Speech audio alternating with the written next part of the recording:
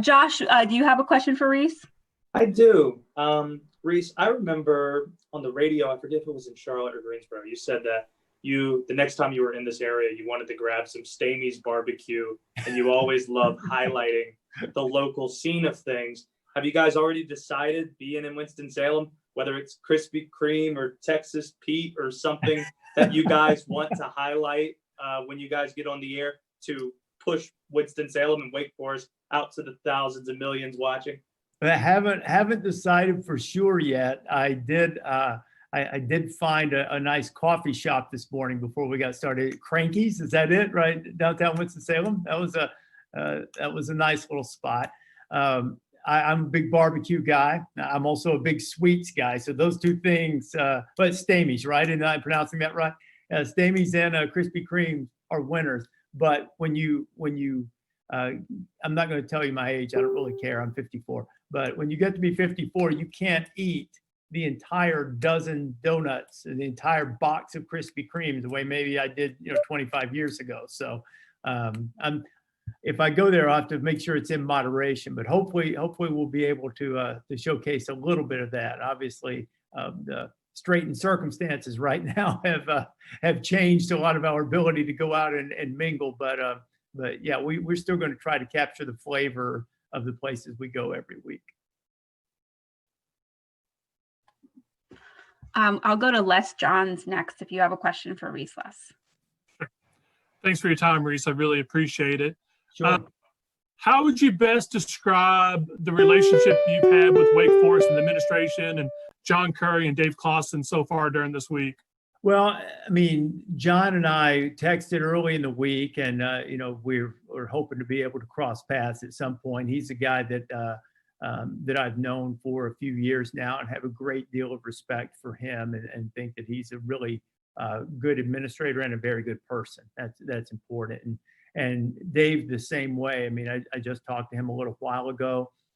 That was the first time I've spoken to him this week, but we chatted for a few minutes, and he's always just such an insightful and thoughtful guy, and has done a remarkable job here at Wake Forest, giving Wake Forest consistency. Really, they haven't seen in ACC history the last time they had 4 straight winning seasons. If they could do that again this year, I think was before the ACC even existed, right? So it was in the 40s. So it's I think that both of those guys are just first class people who Dave has run a terrific program here, and I think that John will be a strong administrator over the long term, and certainly he has a strong track record in that regard. And I think he's the type of person who will do quite well here at Wake Forest. He's just a good guy, and I think he'll do a really good job for Wake Forest.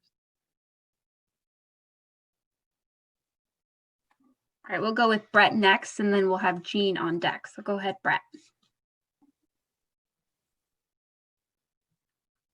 Brett, you're on mute.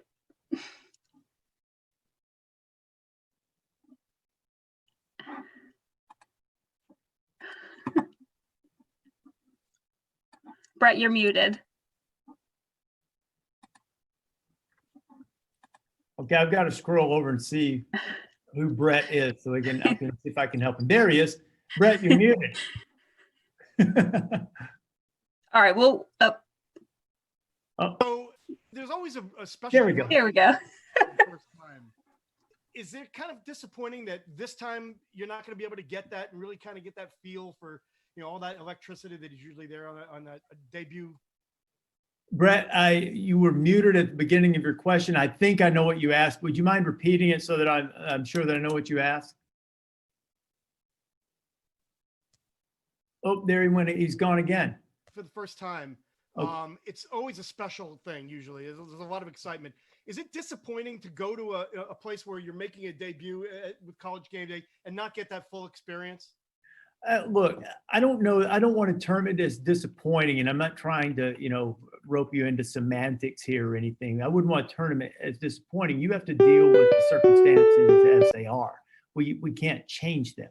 Obviously, we would prefer. I mean, I think it goes without saying. We would prefer to have a full stadium on Saturday night. We'd prefer to have a huge crowd on campus. But I wouldn't term it as being disappointed, because we have to, from our standpoint, we try to remember that there are, millions of people out there who are really eager for this season to start and are looking forward to the first show of the season on campus. Had a preview show last week, but the first show of the season, and we want to deliver for them. We don't want to come into that, with an attitude that maybe somehow, that this is less, because it's not. I mean, I've stolen this from, I hope this is okay at Wake Forest to reference Mike Krzyzewski, but I've stolen a quote from him that he uses with his team and sort of modified. He tells his team the game's important because we're playing in it. And I tell our guys and remind myself all the time, every show is important because we're putting it on TV. That's why it's important, because we're doing it. And so we're going to approach it with the same type of sensibility, the same insight, the same commitment to storytelling, to entertaining, to all of those things that we always do.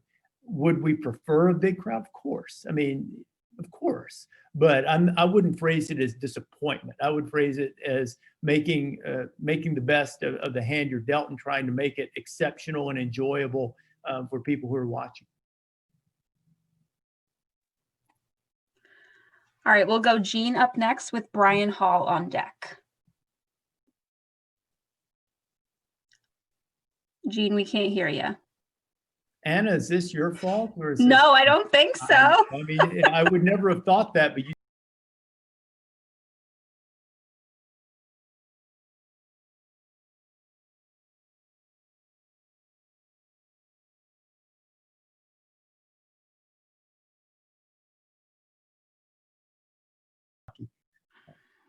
Okay. All right, let's see. Gene. Gene, we still can't hear you, so we'll go to Brian Hall next. Gene, do you want to just type your question and I can ask Rece? Brian, do you have a question? No, I don't. Okay, awesome. We'll go to Chris Lee.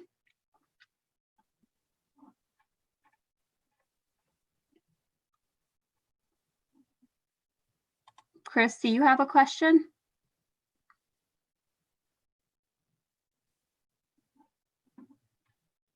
All right, Sean Crest. Yeah, Rece, thanks for doing this. I did have a question on, obviously there's been a lot of planning that went into this travel. There's some danger associated with traveling at this time. Was there consideration of just staying home and doing this from the studio?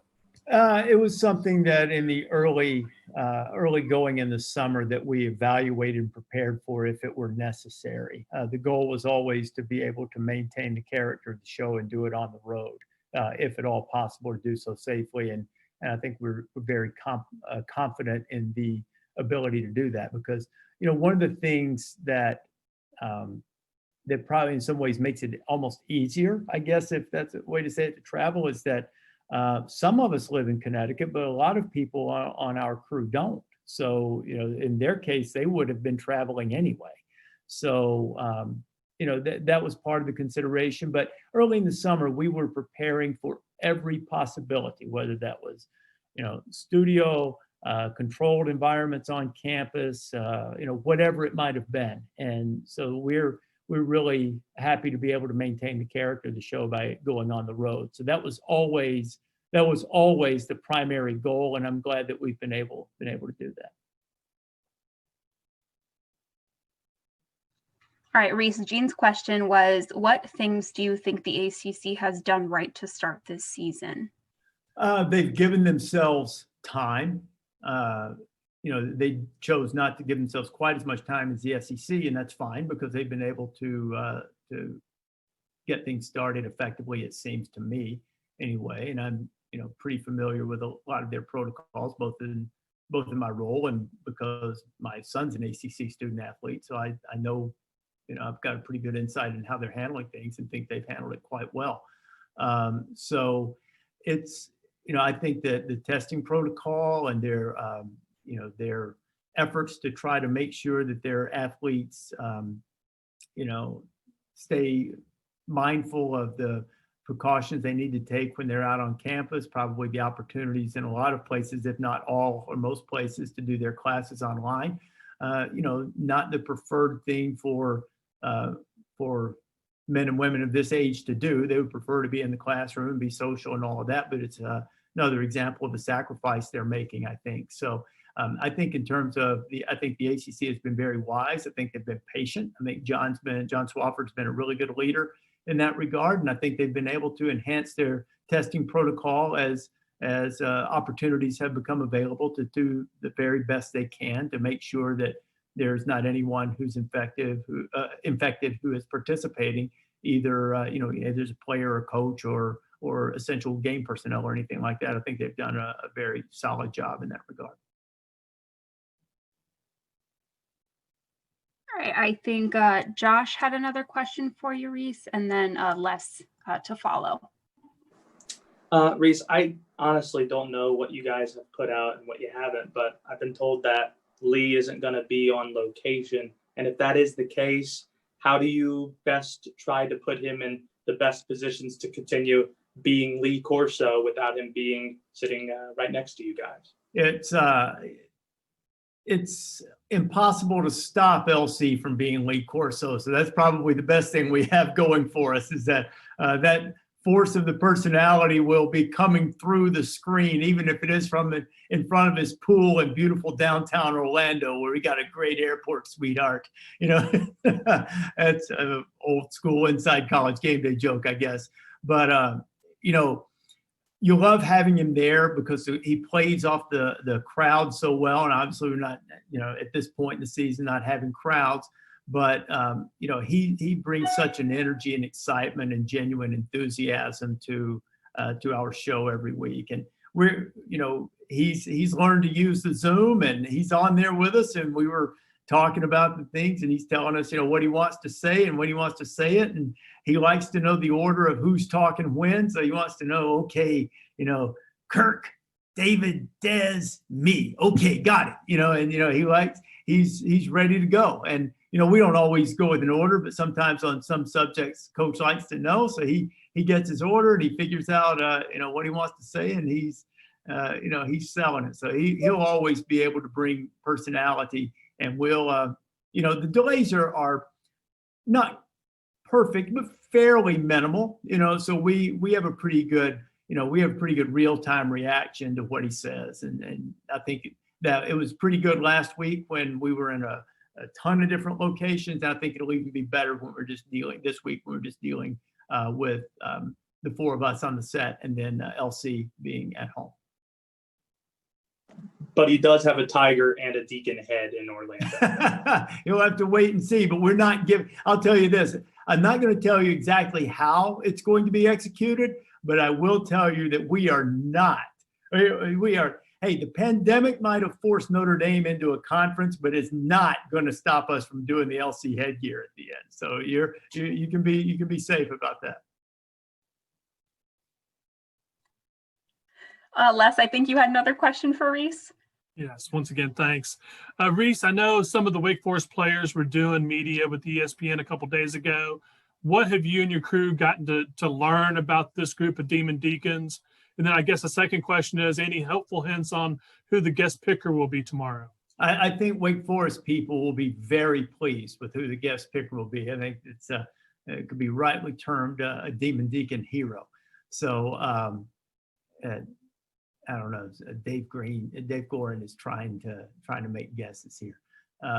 But first of all, I think Wake Forest people will be excited about the guest picker. And as far as the players, I think, one of the things in talking to Dave a little while ago is that, most of the people who touch the ball at skill positions have to be replaced. But, Sam's played a lot. And, I think that even, as Coach said, it's not the way you draw it up to throw him into the fire and then have him step back. But in some ways, it may benefit him in the long run. I think they have some young players that they're excited about, and then they have difference makers on defense. I mean, Boogie Basham's legit, and potentially he could be a guy who not only is going to be a prominent guy in the NFL draft, but could help Wake Forest, because I think they really, from what we've been able to gather, as much success as Wake has had in recent years, obviously they haven't had that level of success against Clemson, or any success. The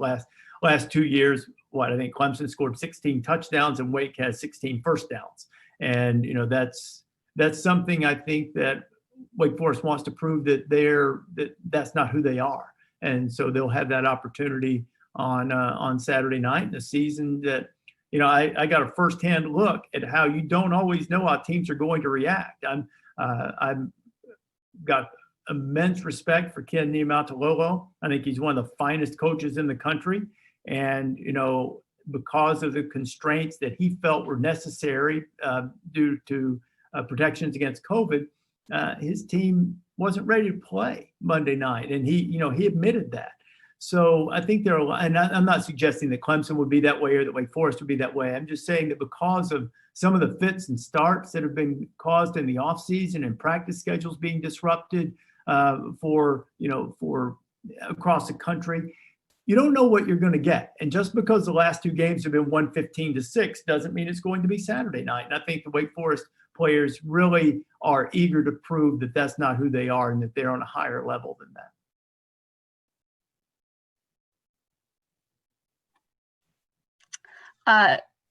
Rece, I have a question here in the chat. It says, what's your take on Clemson's Trevor Lawrence's "we want to play" push on social media?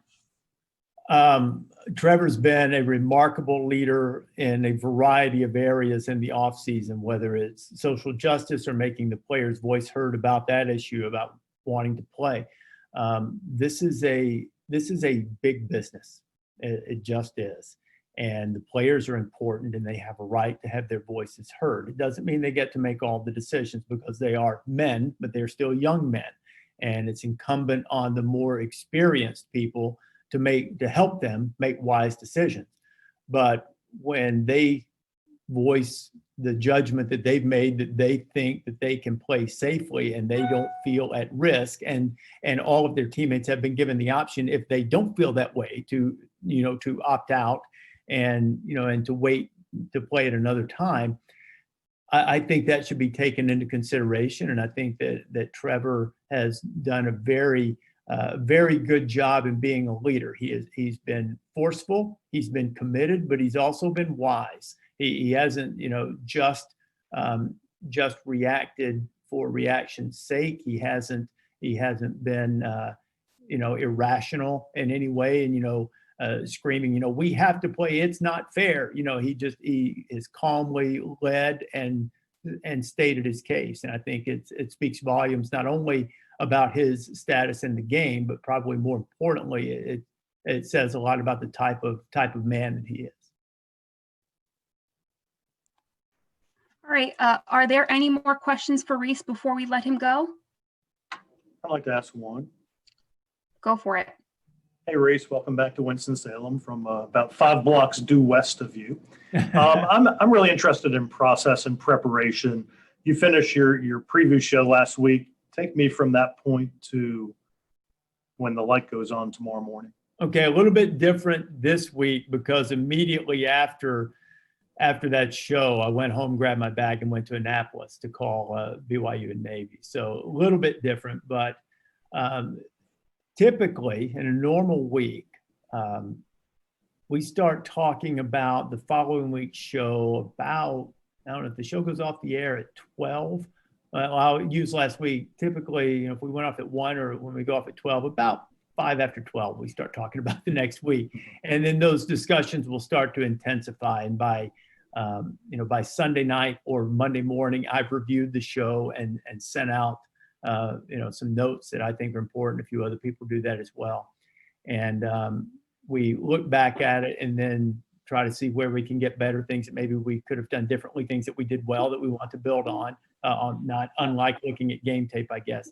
And then you kind of put it behind you and you start crafting ideas for the following week. We don't want to be so scripted early in the week and so rigid that we don't react to things that are happening immediately, because information flows quickly these days. And if we, just regurgitate what is said in a Monday coaches news conference, then I don't know that we're really serving our audience well. So we want to be as insightful and as up to date as we can. We want to tell great stories. And it's a process where I get asked all the time, how many hours? I don't know how to judge that because it's more of a lifestyle. I mean, the producer, Jim Galliero, coordinating producer, Drew Gallagher, and I are in constant communication. Chris Felica and Kirk and I are in constant communication about sort of crafting the direction of the show. And obviously, Des and David have great input in there as well. And, but, I would say that in terms of crafting the direction of the show, Jim and Drew and I, with a big input from Kirk and Chris, Felica are really something that we talk about constantly. We revise it. I can look at right now and just tell you, Jim, who takes care of the rundown, you'll pardon me for, I don't know if I go on the screen, but let me get the rundown. I just got from Jim Galliero, who is our producer, Wake Forest rundown version 7. So, and of those rundowns, meaning the order, we don't do a teleprompter. There's not a script, for the show. But there is a rundown, subject matter, time spent on it, things like that. We started this morning on version 4, and already here it is, mid-afternoon, and we're on version 7. Probably go to air, if I had to guess, if history serves, with version 9. And Jim and I, just before I started talking to you, we spent probably another 45 minutes on the phone just moving some segments around to make them feel better. And we deleted something that we talked about doing all week. We said, you know what? Know that this is going to fit, put this time there. And we moved a segment out of the show. So those conversations and decisions and reactions to what happened are kind of a constant process, more so than just saying, well, I put in, 50 hours of preparation, or 60 or 40 or 12 or whatever it is. It's sort of more of a lifestyle for the season. All right, Rece, thank you so much for your time. Appreciate it. And have a great show tomorrow. Thank you very much. You guys, thanks for being with us, and everybody stay healthy, safe.